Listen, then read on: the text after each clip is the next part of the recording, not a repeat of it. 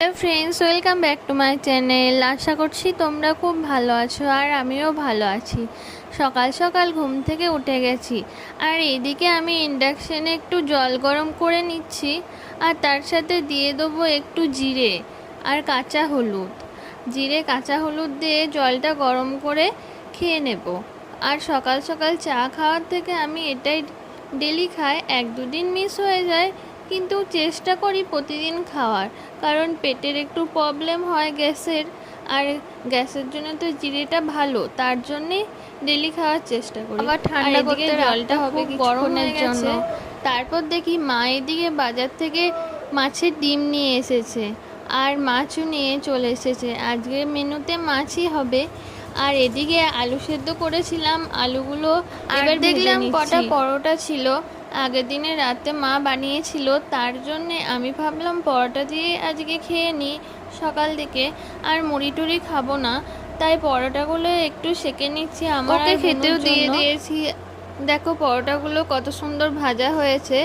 ও তো একটু সস নিয়েছে, সস ছাড়া কিছুতে খাওয়া হয় না।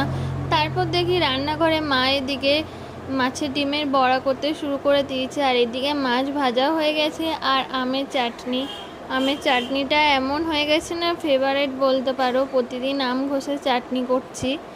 এদিকে মা মাছের ডিমের বড়াগুলো তেলে ছেড়ে দিল আর খুব ফুটছিল, তার জন্যে ঢাকা দিয়েই করছিল, আর তোমাদেরকেও একটু দেখিয়ে দিলাম।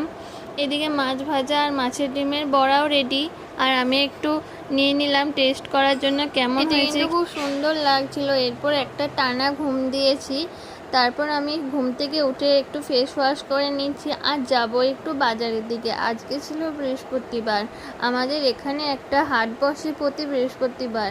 তারপর আমি এদিকে ড্রেস পরে নিয়েছি আর একটু ময়শ্চারাইজার লাগিয়ে নেবো। আমি রেডি, এরপর চলে যাব বাবার সাথে একটু বাজারে। আমি আর বুনু যাচ্ছি, মারা পরে আসছে টোটো করে। আর দেখো তোমাদেরকে একটু রাস্তাটা দেখিয়ে দিই, কত সুন্দর লাগছে, চারপাশে মাঠ আর একটু মনে হয় হালকা হালকা মেঘ করেছিল, তার জন্যে ওয়েদারটা কিন্তু